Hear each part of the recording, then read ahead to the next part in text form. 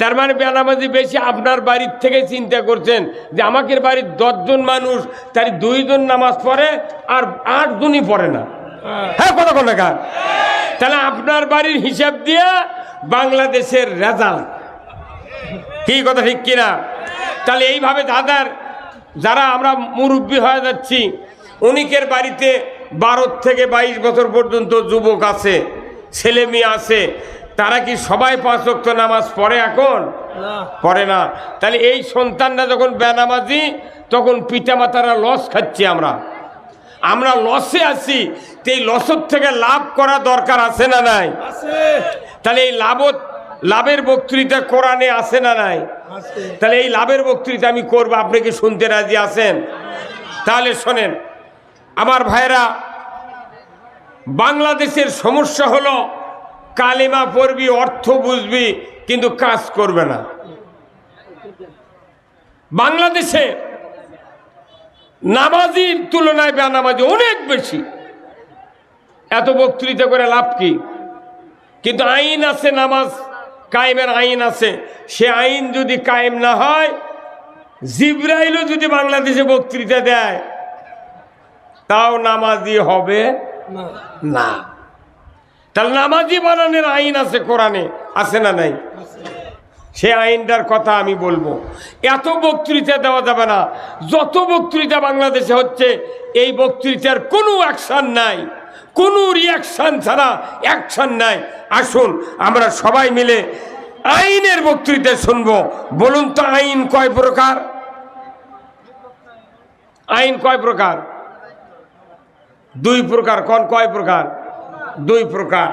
একটা আল্লাহর আইন আর একটা মানুষের আইন। তাহলে আইন কয় প্রকার হলো?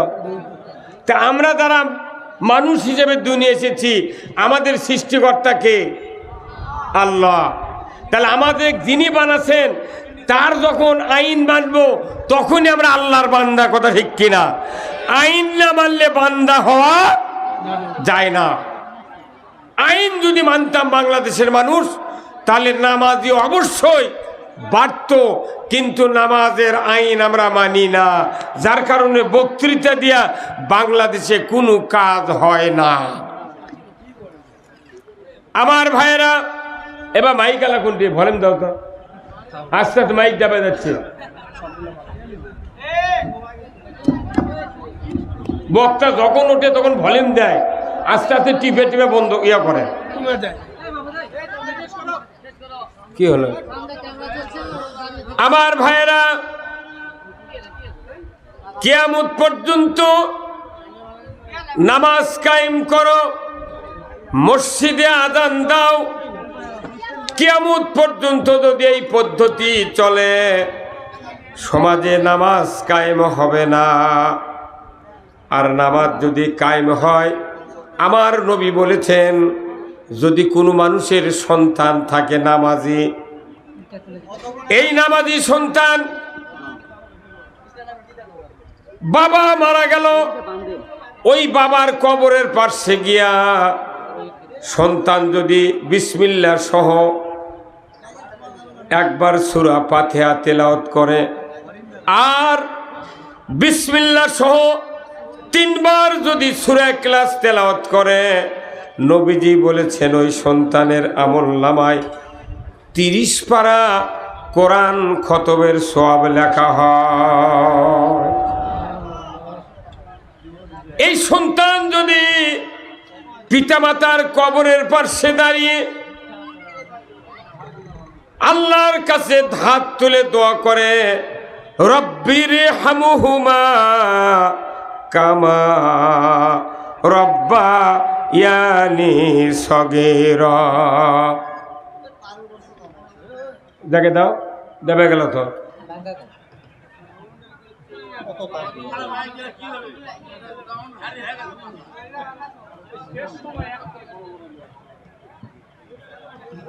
আরো হ্যাঁ, বাস।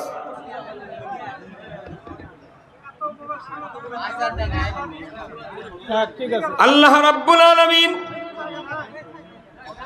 তার নবীকে দিয়ে আমাদেরকে শোনায় দিচ্ছেন, দুনিয়ার কোন নামাজি সন্তান তার মা বাবার কবরের পাশে গিয়ে যদি একবার সূরা ফাতিহা, 3 বার সূরা ইখলাস তেলাওয়াত করে আল্লাহর দরবারে দোয়া করে, আমার নবী বলেছেন ওই সন্তানের দোয়ার বরকতে পিতামাতার কবরের আযাব 40 দিনের জন্য আল্লাহ তাআলা মাফ করে দেয়।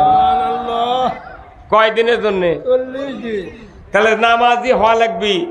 তাহলে বাবা বাঁচে থাকতে সন্তানক নামাজি বানাতে হবে, কিন্তু বাপও পারবে না সন্তানক নামাজি বানাবেন। বহু বহু মসজিদের ইমাম আছে বেনামাজির মাস্টার ওর বেটারা, কতক্ষণ মসজিদে মুয়াজ্জিনি করে 30 বছর ধরে, সারা গ্রামের মানুষ আজান শুনে কয় লড় ভরে বুড়ে মসজিদ যায়, আর মুয়াজ্জিনের একটা বেটা জুম্মাত যায় না। মেলা বক্তা আছে বক্তার বেটা বেনামাজি, কতক্ষণ না বহু ভরি বহু মাদ্রাসার হুজুর আছে, তারা মানুষের বেটা গলিয়ে মাদ্রাসা ভালো বানাচ্ছে, আর ওই হুজুরের বেটা শয়তান পকেটত লিয়ে ঘুরিচ্ছে, কতক্ষণ না। এমনি করে আমরা কেউ সন্তানকে ভালো বানাতে পারছি না, কারণ দেশে ভালো হওয়ার, চরিত্র ঠিক হওয়ার আইন নাই। আমার ভাইয়েরা, বাবা তার সন্তানকে যতই বক্তৃতা দিক, সন্তান নামাজি হয় না। বাবা সংসার জীবনে যতই ছেলেকে সংসারের ব্যাপারে ব্যবস্থা করে দিয়ে করিয়া খাওয়ার জন্য, দেখা যায় সন্তান ভালো হয় না।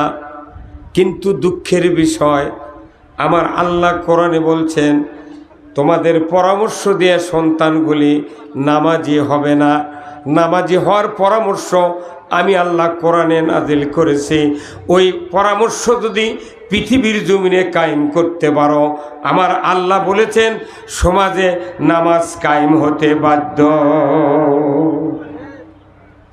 আমার আল্লাহ বলেছেন সূরা আল হজ 41 নম্বর আয়াত, আল্লাযীনা ইম্মাক্কান্নাহুম ফিল আরদ আকামুস সালাতা ওয়া আতাউজ যাকাতা ওয়া আমারু বিল মারুফ ওয়া নাহাউ আনিল মুনকার ওয়া লিল্লাহি আকিবাতুল উমুর।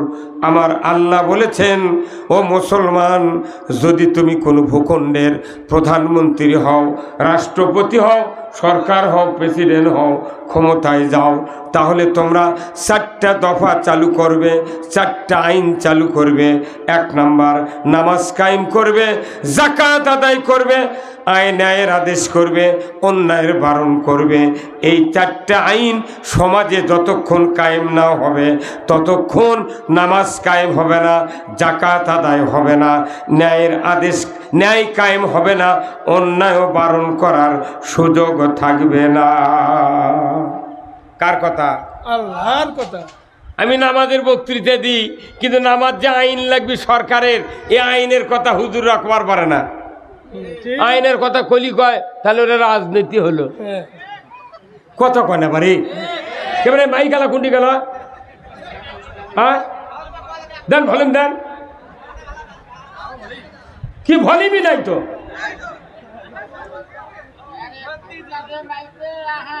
একবারে 100 সাউন্ড হওয়া লাগবে, কোনো মাইকের সাউন্ড ডাবা যাবে না।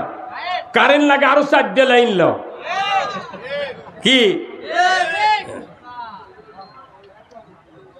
আমি যে কথা বললাম, সন্তানগুলিকে, সকল ইমানদারকে নামাজি বানানোর জন্য দায়িত্ব আল্লাহ দিয়েছেন। ওয়ালিল্লাহি আকিবাতুল উমুর। সরকারকে আমি দায়িত্ব দিলাম, আমার পক্ষ থেকে সবচেয়ে বড় ধরনের একটা আদেশ আল্লাহ দিয়েছেন সরকারগুলিকে। যত সরকার বাংলাদেশে 54 বছর হলে কায়েম হয়েছে, একটা সরকার নামাজ কায়েম করে নাই। এই হুজুর মাথা ঝোকান কে? আপনি ঠিক বলেন না, মাথা ঝোকাবে রাখছেন, এটি মুখ দিয়ে কথা বলা লাগবে, কথা ঠিক কিনা? নামাজ কায়েম করবে সরকার। তাহলে নামাজ কায়েমের সরকারই কোনোদিন বাংলাদেশে কায়েম হয় নাই।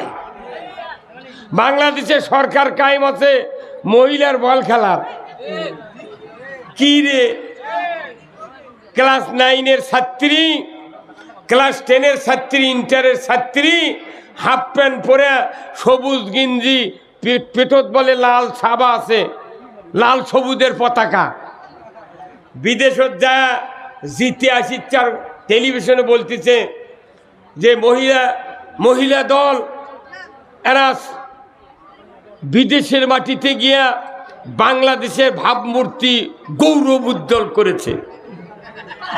এই কথা কর, কার বিটিক লিয়ে যা খেলে তোরা এত প্রশংসা আনিচ্ছ? তোর বিটিক লিয়ে গেছিল কোনদিন? হ্যাঁ কথা কর, কোন নেতার বিটিক খেলায় না, কোন নেতার বেটা বাংলাদেশে লেখাপড়া করে না। যত নেতা আছে বাংলাদেশে প্রায় নেতার বেটা বিটি বিদেশে পড়ায়। হ্যাঁ কথা কোন জায়গায়? সব নেতার বেটারা বিদেশত পড়ে। আর এই দেশের মধ্যবিত্ত নিম্নবিত্ত মানুষের সন্তানদেরকে প্রলোভন দিয়া ওরকেরে পাশে চামচাগিরি শিখায়, চামচাগিরি শিখা ওরকেরে পাও টিপে দেয়, কথা অনুযায়ী যা কয় তাই শোনে। এদেরকে দিয়া দুনিয়ার অশান্তি সৃষ্টি করে দুনিয়ায়। আর ওই নেতা যখন মরবি, মরার আগে বেটাক বিদেশের থেকে নিয়ে আসা, উই যে এমপি মরবি, ওই এমপির পদত আবার দাঁড়িয়ে দিয়া উই মরে যায়। বাপ যা করিছে বেটারও তাই করে, কথা ঠিক কিনা? আর আমাকে করছে হুজুর কো কি হলো,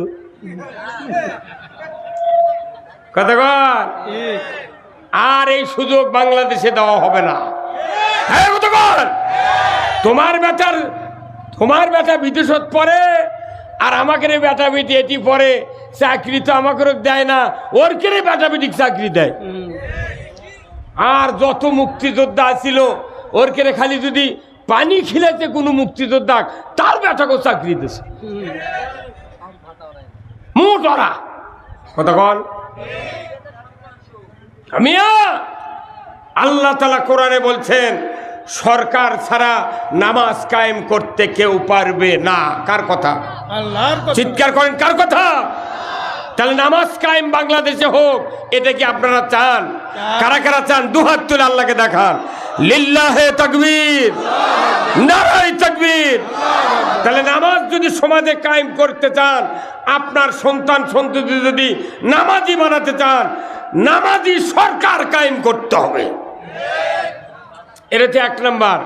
আমার দেশে যাকাত কি আদায় হয়? জোরে কোন। সুদ আদায়ের জন্য সাইকেল পেলে, হুন্ডা পেলে দেয়ার গারদ করে দিচ্ছে।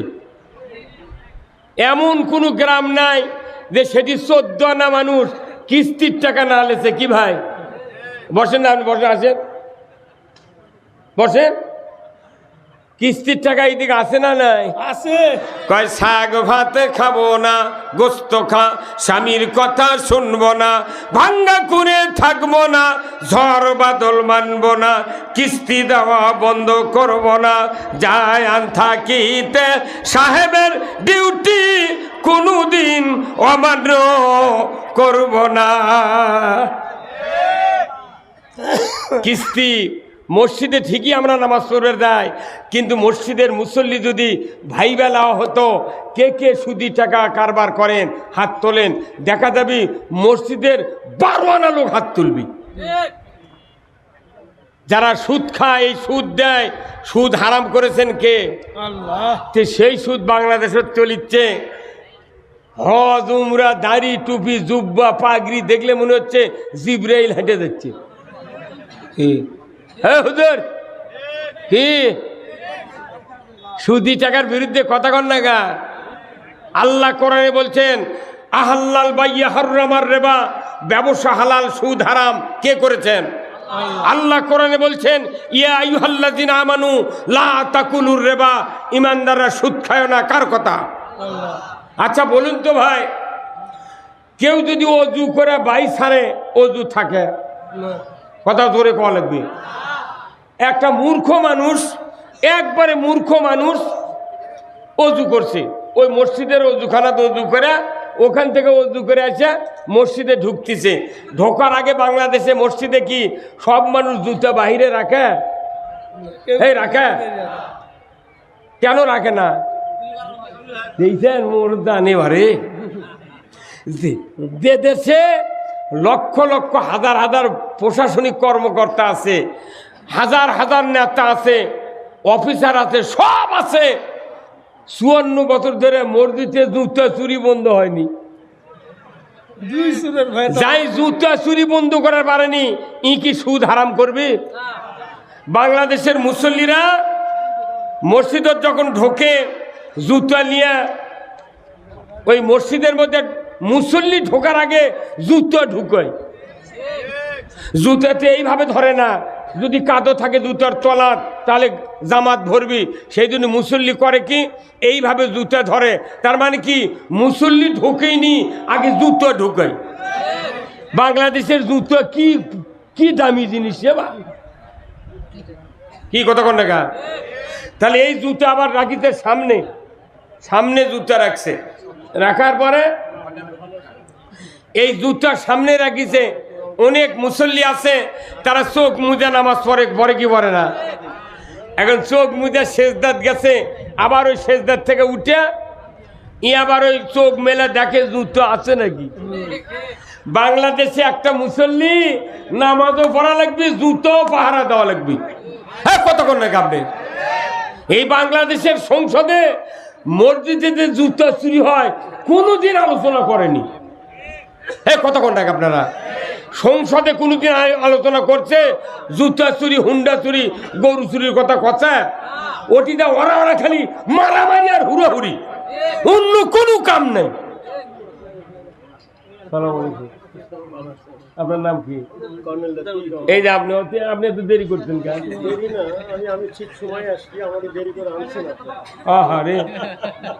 মানে এগুলো অতিথি পরিচয় না বলে বা কর্নেল, কর্নেল মানুষ সেই কর্নেল অলির সাতকারি বোধ আপনি। আল্লাহর ঘরে ঢোকার মানুষ। মার হাবা, মার হাবা, আলহামদুলিল্লাহ। আল্লাহ তাআলা ওনার হায়াত দারাজ করুক, বলুন আমিন। তাহলে আমি কি বলছিলাম?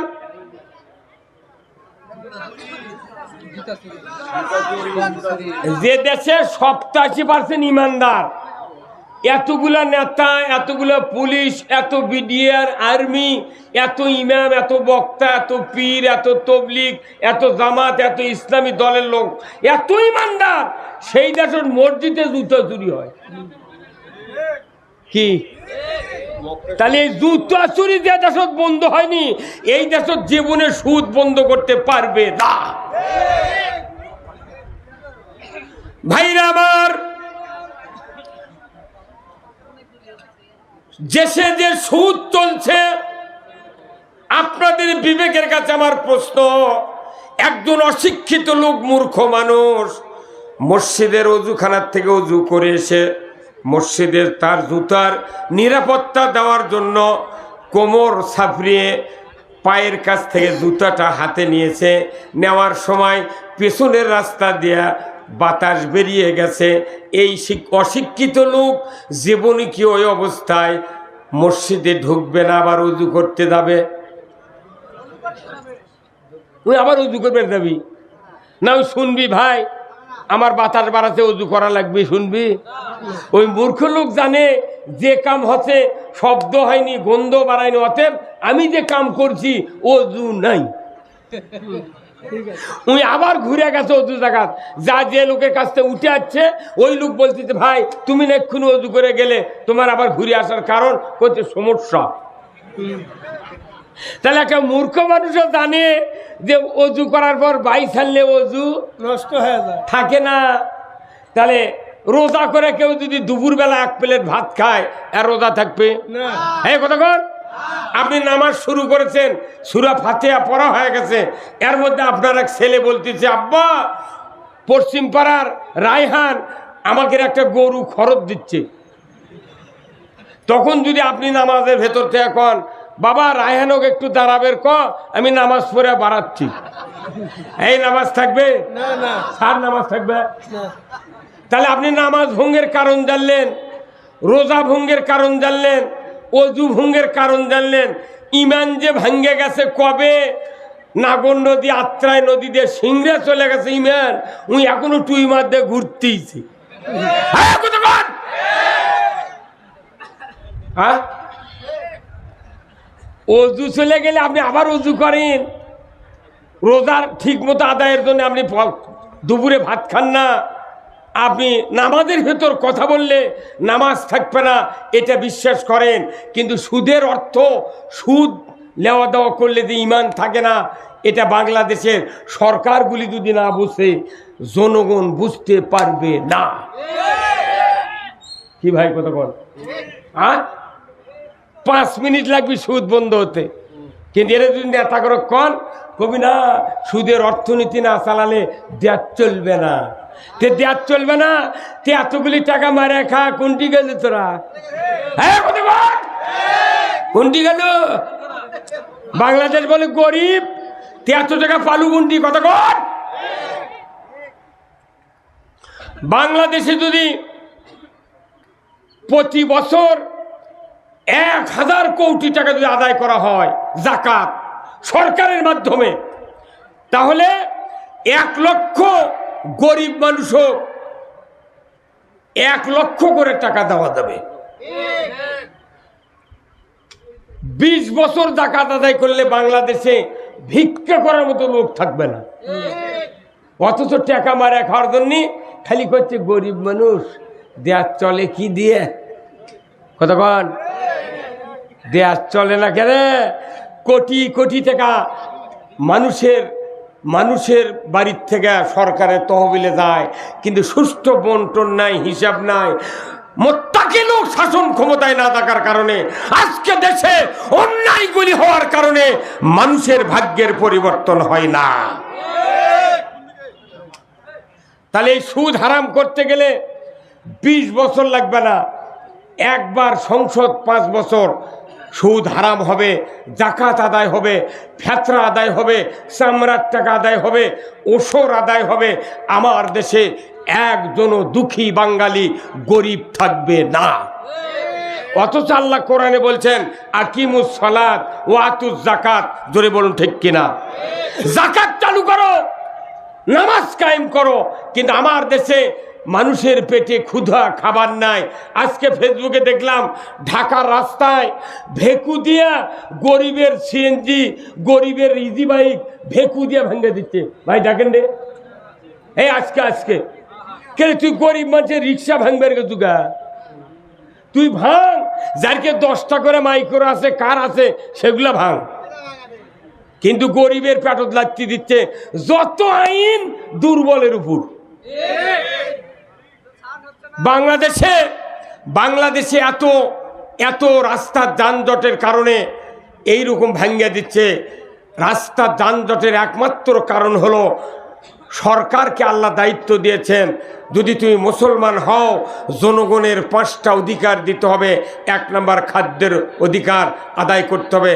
খাদ্য, বস্ত্র, চিকিৎসা, শিক্ষা, বাসস্থান, এই 5টা মৌলিক চাহিদা সরকার যদি কায়েম করে, আমার দেশে গরিবের এত ভ্যান, ইজি বাইক, এরপরে লসিমন, করিমন আর সিএনজি, এত ভ্যান চালিত রাস্তা জাম কখনোই হতো না। কারণ মানুষের পেটের দায়ে সন্তান লালন পালনের কারণে তারা ক্ষতি করে যানবাহন কিনে তারা হাট বাজারে চালাচ্ছে। ধরে বলুন ঠিক কিনা? এইগুলির ব্যবস্থা কেউ করে না। কৃষকেরা জমি আবাদ করে, কৃষিমন্ত্রী বানাচ্ছে মিয়া মানসুক।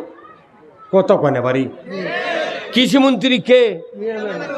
কেন ওই জীবনে পানির নামে না, ওই কৃষি কাজের কি বুঝবি না?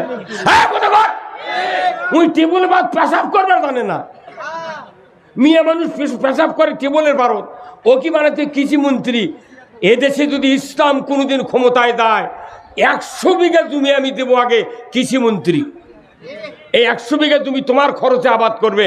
কান্দা কাটা, হাল বওয়া, জমির বেসন ফেলান, বেসন লাগা, নিড়ানি, সার, কীটনাশক দিয়া কাটার টাকা ও রোপার টাকা তুমি দিয়া 100 বিঘা জমি আবাদ করে তোমাকে দেখাতে হবে, দেখো বাংলার কৃষকেরা কেমন খাটনি করে ধান আবাদ করে। তুমি জীবনে পানিত নামনি, কাদো ঘাটনি, জমি আবাদ করনি, তুমি কিসের মূল আর কৃষিমন্ত্রী?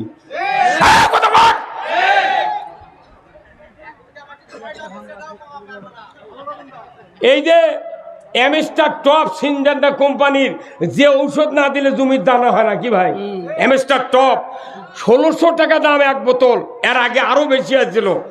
সরকার ইচ্ছা করলে 500 টাকা এই বোতল জনগণের কাছে দিতে পারে, বাদ বাকি টাকা ভর্তুকি দিতে পারে। ইউরিয়া সার খালেদা যখন প্রধানমন্ত্রী ছিল তখন 300 টাকা বস্তা ছিল, সেই ইউরিয়া বস্তা এখন 1360 টাকা। কে তুই জীবনে লাগাছিল ইউরিয়া দিয়ে ধান? থানার উপজেলার যেগুলো কৃষি অফিসার আছে এরা ওই তালিকা করে 2.5 কেজি 3 কেজি করে ইউরিয়া দিয়ে সরকারক জানায় প্রচুর সার দিচ্ছি, হয়নি। যাই 10 বিঘা জমি আবাদ করছে তার কমে 30,000 টাকার সার কেনা লাগে। তুই ওই 2.5 কেজি দিলে কি করে মুগরি ঘরাত দিবি? কত টাকা আপনার? এই জন্যে খালি নামাজ রোজার বক্তৃতা দিয়া পৃথিবীতে শান্তি আসবে না। আগে কৃষকের দেখতে হবে কারা কৃষি কাজ করে, এরাই হলো জাতির শ্রেষ্ঠ সন্তান। আমরা যখন কৃষি কাজ করে ধান পান লাগে, ইরি লাগে, এই যে বৈশাখ মাসের প্রথমে যখন ধান কেবল গিয়ে কলা পাকা হচ্ছে, দানা ডাবিচ্ছে, তখন ঢাকার টেলিভিশনের থেকে বলিচ্ছে এসো হে বৈশাখ। বৈশাখী শাড়ি, হলদিয়া পার, সাদা শিলালা বৈশাখ উদযাপনের জন্য মাইকিং হচ্ছে, টেলিভিশনে হচ্ছে। আমরা কোটি কোটি টাকা খরচ করে বাংলাদেশের কৃষকেরা ধান আবাদ করি, আর ওরা কয়দিন সেরেক করে ঢাকার টেলিভিশনের থেকে বলিচ্ছে এসো হে বৈশাখ।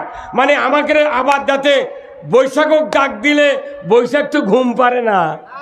কথা কর, ওই শান্তাহারের কানির থেকে কালো মেঘ করে যখন যাবার চাই, আল্লাহ কয় কে তুই চেতন হলু গে, কোথাও আমাকে ডাক দিল গে, তাহলে আমাকে যানবাহন দাও। তে বৈশাখের যানবাহন আছে, যানবাহন হলো বাতাস। তো বাতাস যখন দিছে তখন করছেন আমি খালি হাতে যেতে পারবো না, তখন বলেছে কি নিবে? আত্মীয়র বাড়িতে গেলে মিষ্টি লাগে, চমচম লাগে, তা আমাকে না সাদা কাঁটালা মিষ্টি দাও।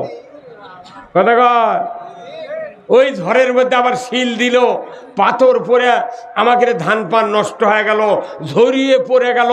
আর ওরা ঢাকার থেকে করছে এসো হে বৈশাখ। তাহলে 2-4 বছর তোরা আছে আমার জমি আবাদ কর আমাকে রে, আর আমরা যা ধান পাকার সময় কমো আশ্বিন বৈশাখ সাহেব। হ্যাঁ তোমাকে কোটি কোটি টাকা দেয় নেতা বাহিনী ঢাকাত পেটে দেওয়া আছে দুর্নীতি করার জন্যে। আল্লাহর রসুলের সাহাবী হযরত উমর ফারুক রাদিয়াল্লাহু তাআলা আনহু, উনি ছিলেন অর্ধেকটা পৃথিবীর বাদশাহ। ধরে কোন আল্লাহু আকবার। আমার ভাইয়েরা, উমর ফারুক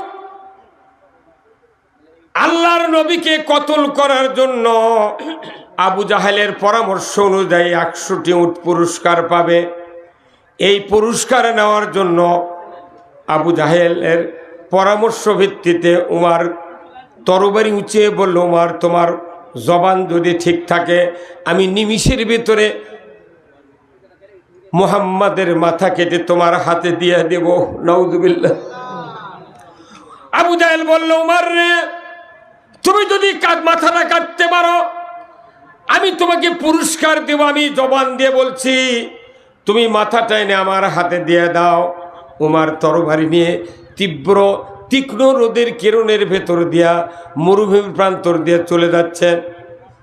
যাইতে যাইতে সাফা মারোয়া পার হয়ে আল্লাহর রসুল তার বাসভবনের সামনে সাহাবাদেরকে নিয়ে বসে আছেন। এমন সময় উমর ইবনুল খাত্তাব বাড়ি থেকে বের হয়ে মাঝ পথে গিয়া যখন উলঙ্গ তরবারি ধার চিকমিক করছে, ঊর্ধ্বশ্বাসে রসুলের বাড়ির দিকে চলে যাচ্ছে, এমন সময়